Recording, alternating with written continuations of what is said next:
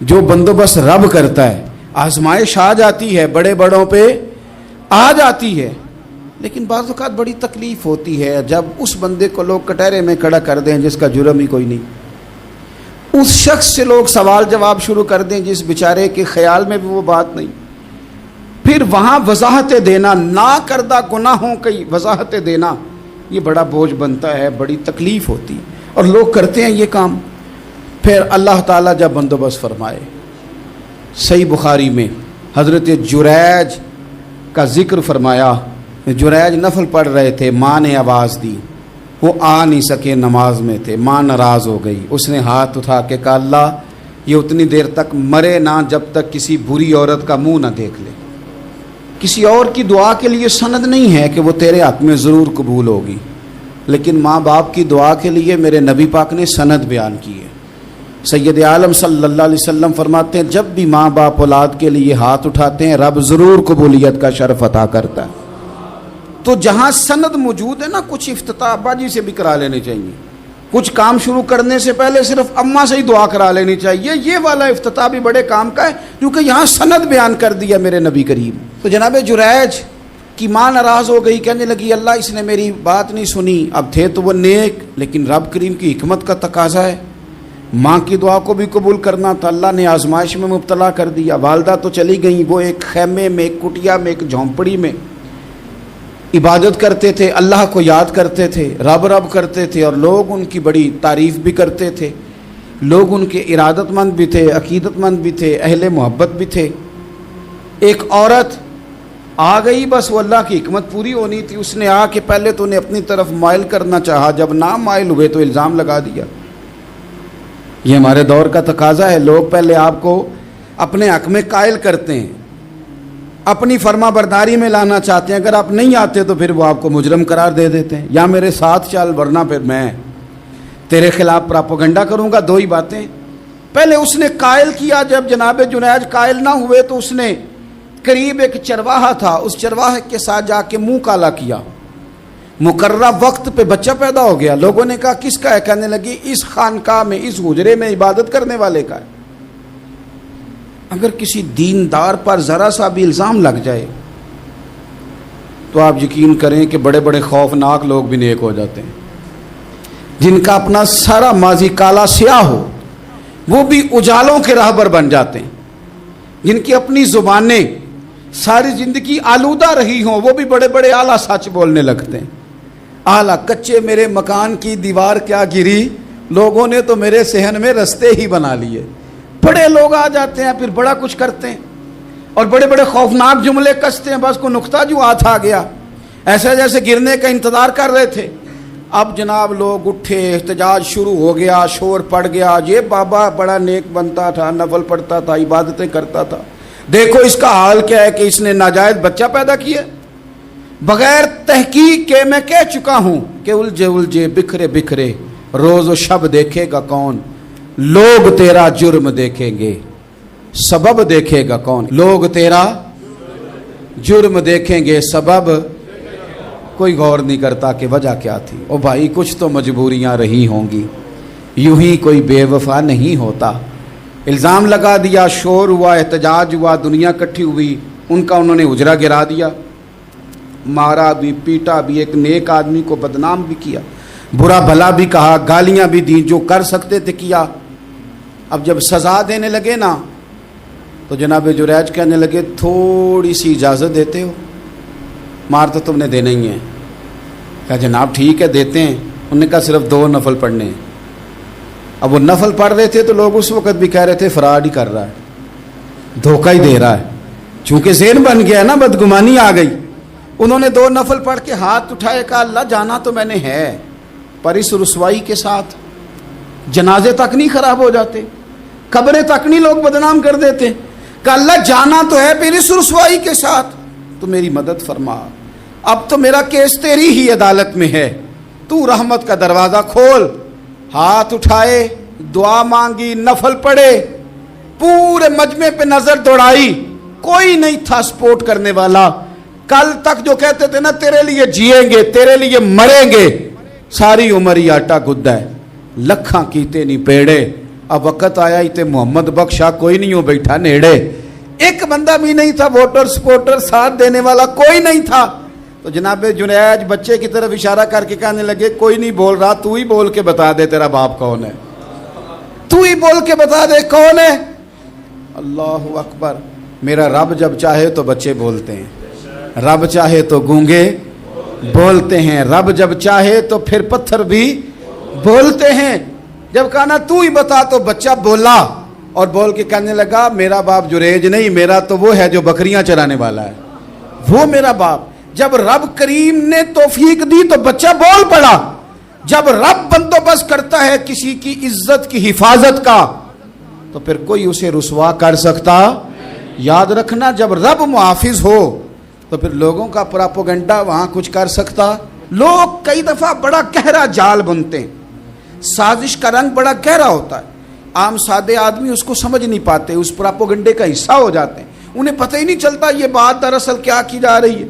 یہ کتنی گہری حسد کی آگ ہے جس کو لوگ بغض کے ساتھ ہوا دے رہے ہیں, اپنی عداوت کے ساتھ اس کو زیادہ جلا رہے ہیں. حضرت سیدنا عائشہ صدیقہ رضی اللہ تعالیٰ عنہ بیان کرتی ہیں, اور لطف کی بات یہ بھی بخاری میں موجود ہے. میں نے جناب جنید کا قصہ عرض کیا تو بخاری سے, یہ عرض کر رہا ہوں تو بخاری سے. یہ واقعہ میں حضور کی امت کے کسی ولی کا بیان کرتا تو لوگوں نے کہنا تھا ہماری سمجھ میں نہیں آتا. بعض لوگوں کا خیال ہے کہ داتا صاحب کی کرامت بھی نبی پاک کی بیان کریں. او خدا کے بندوں کو خیال کرو, داتا صاحب تو کئی سو سال بعد آئے ہیں, وہاں اگر کوئی کرامت ہوگی تو حضور بیان کریں گے. اگر نبی کریم نے پچھلے بنی اسرائیل کے ولیوں کی کرامتیں بیان کر کے تمہیں بتائی ہیں تو اس کا معنی یہ ہے کہ اگر وہاں اللہ یہ شان عطا کر سکتا ہے تو تم تو امتوں کی سردار امت ہو, ان پر تو نیرا فضل ہے, تم پر تو رب کا فضل کبیر ہے. تو بس لوگ سمجھنے کو تیار نہیں, پچھلوں کی مان لیتے ہیں. جناب آصف بن برخیہ کی کرامت جو سورہ نمل میں آئی وہ تو مانیں گے, پر غوث پاک کی کرامت یہ پتہ نہیں عجیب فلسفہ ہے, اور کس طرح کا فلسفہ ہے یہ سمجھ سے بالاتر ہے کہ بنی اسرائیل کا کوئی ولی ہو تو اس کی کرامت ہو سکتی ہے, اور نبی پاک کی امت کا ہو تو اس کی ہو ہی نہیں سکتی. کیا معنی ہے اس بات کا؟ اور لوگ ہیں کہ داد و تحسین دے رہے ہیں, واہ واہ کر رہے ہیں. اللہ تعالیٰ سمجھنے کی توفیق عطا فرمائے. حضرت عائشہ صدیقہ رضی اللہ تعالیٰ عنہ فرماتی ہیں ایک عورت تھی اور اسے نبی پاک صلی اللہ تعالیٰ علیہ وسلم نے وہ کلمہ پڑھ کے مسلمان ہوئی, مدینہ طیبہ آ گئی تو حضور نے مسجد نبوی شریف میں اس کے لیے مکان, ایک سادہ سا کمرہ ساتھ مسجد کے بنوا دیا, وہیں رہنے لگی. اکثر وہ سیدہ طیبہ کے پاس آتی تو حضرت عائشہ صدیقہ رضی اللہ تعالیٰ عنہ فرماتی ہیں وہ بڑی باتیں سناتی اور آخر میں کہتی وہ ہار والا دن بھی بڑا عجیب دن تھا, اور میرے رب کی قدرتوں کا دن تھا, وہ بھی بڑا عجیب دن تھا. سیدہ عائشہ صدیقہ رضی اللہ تعالیٰ عنہ ایک دن فرمانے لگی کہ تو ہار والے دن کا بڑا ذکر کرتی ہے, وہ کیا دن تھا؟ تو خاتون کہنے لگی اماں جی وہ دن تھا جب میرے رب پر بھروسہ اور مضبوط ہو گیا, جس دن میرا اپنے رب پر توکل اور بڑھا, میرے ایمان میں یقین میں اور پختگی آئی. کہنے لگی میں ایک گھر کی کنیز تھی, نوکرانی تھی, اس گھر میں ایک بچی تھی جس کے پاس سونے چاندی ہیرے جواہرات کا ہار تھا. اس زمانے میں نا چمڑے کے اوپر لوگ ہیرے جواہرات لگاتے تھے, کئی دفعہ سرخ رنگ کے چمڑے پہ لگائے جاتے تھے. وہ بچی پہنتی تھی تو کہتی ہوں بچی کے اس نے اتار کے رکھا یا اس سے گرا وہ ہار تو چیل اسے اٹھا کے لے گئی گوشت سمجھ کے, اور میرے سامنے اٹھا کے لے گئی. گھر والوں نے مجھ سے پوچھا, یہ بخاری میں موجود ہے, گھر والوں نے پوچھا مجھ سے کہ وہ ہار کہاں ہے, تو میں نے کہا چیل اٹھا کے لے گئی. گھر میں کچھ چوری ہو جائے تو سب سے پہلا الزام کس پہ لگتا ہے؟ ملازمین پہ. کہتے انہوں نے مجھے بڑا مارا, بڑی تکلیف تھی, حتیٰ کہ میری شرمگاہ تک کی تلاشی لی, میری عزت اتنی خراب کی میں بتا نہیں سکتی. میں نے اپنی زندگی میں ایک واقعہ دیکھا, ایک امیر گھر میں چوری ہو گئی, ملازم کو اتنا مارا کہ وہ چارپائی پہ پڑ گیا. پولیس والوں سے اتنی مار پروائی گئی کہ وہ بیچارہ چارپائی پہ پڑ گیا, اور پھر وہ اتنا بیمار ہوا, اور کچھ دنوں کے بعد پتہ چل گیا کہ چور تو اپنا بیٹا ہے ان کا. پھر اس کا انتقال ہو گیا. اب وہ سیٹھ صاحب اور گھر والے آ کے مرنے والے کے کان میں معافیاں مانگ رہے ہیں, کان میں تو میں نے ان سے پھر کہا تھا کہ یہ تو اب چلا گیا ہے، تمہارا زور چلتا تھا نا، تو تم نے قانون خریدا اور تم نے اسے جتنا ہو سکا تم نے اسے مار پڑوائی، تمہارے پاس جو عدالتیں تھیں تم نے وہاں کارروائی کی، اب ایک عدالت قیامت کے دن لگے گی۔ یہ کمزور تھا نا، کچھ کر نہیں سکا۔ میرے نبی پاک صلی اللہ علیہ وسلم نے فرمایا سن لو، اگر سینگ والی بکری نے بغیر سینگ والی بکری کو تکلیف دی ہوگی نا تو قیامت کے دن اسے بھی بدلہ دینا پڑے گا کہ تیرے پاس سینگ تھے اور تو نے اسے مارا تھا۔ وہ خاتون عرض کرتی ہے سیدہ عائشہ کی خدمت میں کہ مجھے بڑا مارا، مجھے تکلیف دی، میں کہہ رہی تھی کہ میرے سامنے چیل لے گئی ہے پر وہ نہیں مان رہے تھے، اماں جی انہوں نے مجھے بڑا مارا۔ حضرت عائشہ صدیقہ کہتی ہیں پھر کیا ہوا؟ کہنے لگی اماں جی جب کوئی میرا مددگار نہ رہا، مجھے تکلیف دے رہے تھے، رسوا کر رہے تھے، تو میں نے اپنے رب سے مدد چاہی، میرے رب کی طرف میں نے توجہ کی، میں نے کہا مالک اب تو ہی میرا مددگار ہے۔ کہتی ہے وہ مجھے مار رہے تھے تو وہ چیل جو ہار لے گئی تھی وہی لے کے واپس آ گئی، اور ہمارے سروں کے قریب لا کے اس نے جب اس ہار کو پھینکا وہ مجھے چھوڑ کے سائیڈ پہ ہوئے، وہ میری بے گناہی جان گئے، لیکن آپ کو بتاؤں اس دن سے میرا اپنے رب پر یقین اور بڑھ گیا۔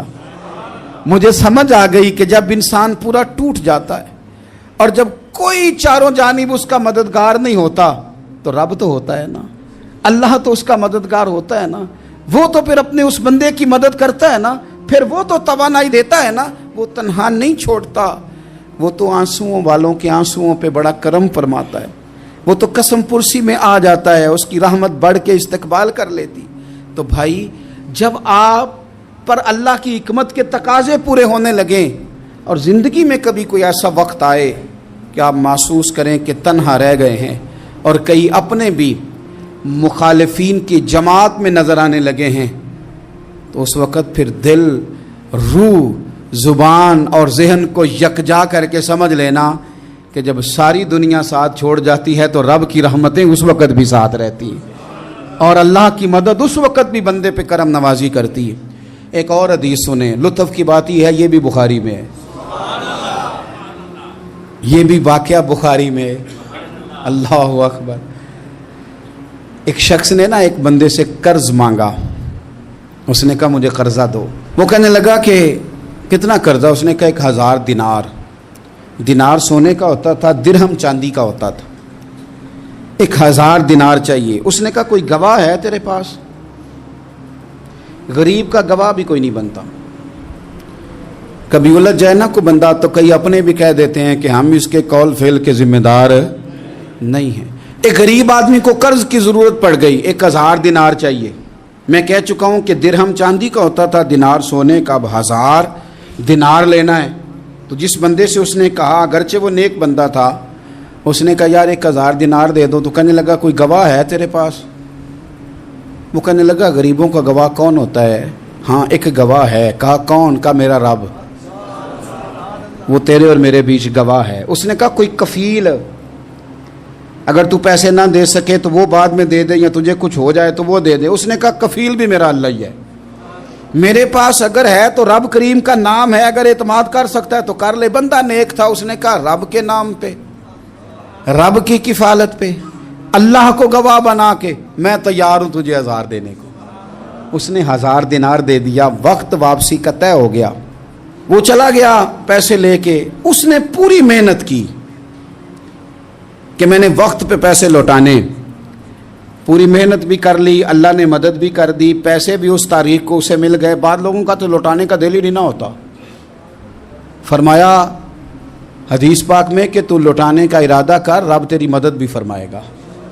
لیکن یہاں بہت سارے لوگ کہتے ہیں خیر ہے، ارادہ ہی نہیں، تو پھر جس طرح کا بندے کا گمان ہو رب بھی اسی طرح کا معاملہ فرماتا ہے۔ اس نے پیسے جمع بھی کر لیے اور واپس دینے کو تیار بھی ہو گیا، لیکن رستہ بحری جہاز کا تھا، کشتی کا تھا، دریا کے رستے واپس آنا تھا۔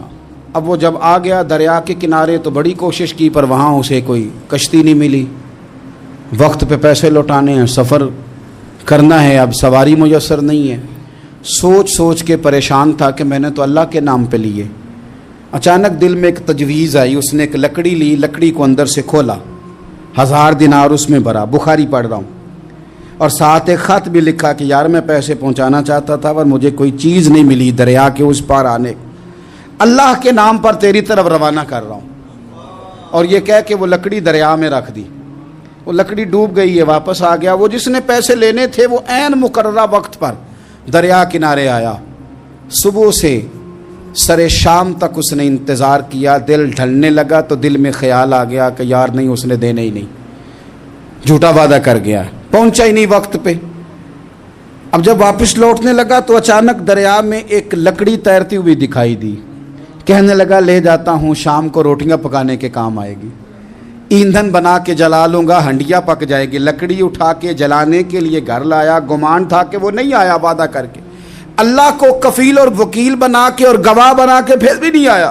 لکڑی لے کے گھر گیا، بخاری ہے، اور جب اس کو چیرا نہ کہ میں اس کی آگ جلاؤں گا، کھولا تو اندر سے 1000 دینار بھی نکل آیا، خط بھی نکل آیا۔ اب ذرا سمجھنا، اس کے دل میں بات کس نے ڈالی کہ تو لکڑی میں پیسے ڈال دے؟ اللہ نے۔ اس بندے کو مقررہ وقت پہ کنارے بھیجا کس نے؟ لکڑی صرف اسی کے ہاتھ آئی تو یہ بندوبست کیا کس نے؟ اللہ نے۔ گھر جا کے چیری تو پیسے بحفاظت اس تک پہنچائے کس نے؟ تو پھر ہمیں بھی توجہ اللہ کی جانب ہی کرنی چاہیے، ہمارے پہ دل کی توجہ رب کی طرف ہی ہونی چاہیے نا، ہمیں ادھر ادھر جانے کی، دیکھنے کی، بندوں پر غور کرنے کی ضرورت کیا ہے؟ وہ پیسے پہنچ گئے، یہ وہاں اپنی جگہ پہ پریشان تھا، اس نے 1000 دینار اور جمع کیا۔ پھر دوبارہ ایک دن دریا کنارے آیا، کشتی مل گئی، بیٹھ کے اپنے اس بھائی کے پاس آیا، کہنے لگا دیکھنا مجھ پر بدگمان نہ ہونا، پیسے اس تاریخ کو بھی جمع کر لیے تھے، دریا پہ آیا تھا پر کشتی نہیں ملی تھی، پھر میں نے نا لکڑی میں ڈال کے خط ڈال کے تیری طرف بھیج بھی دیے تھے، لیکن آج میں پھر لے کے آ گیا ہوں۔ وہ کہنے لگا خوش ہو جا، جس رب کو تو نے میرا اور اپنا گواہ بنایا تھا اس رب نے میرے تک پہنچا بھی دیے ہیں۔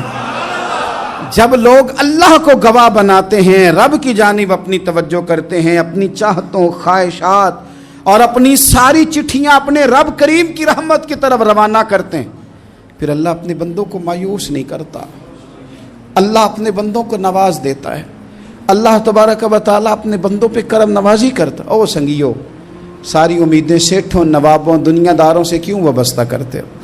ساری توجہات کا مرکز کیوں ان لوگوں کو بناتے ہو جو تمہیں دنیا میں مضبوط نظر آتے ہیں؟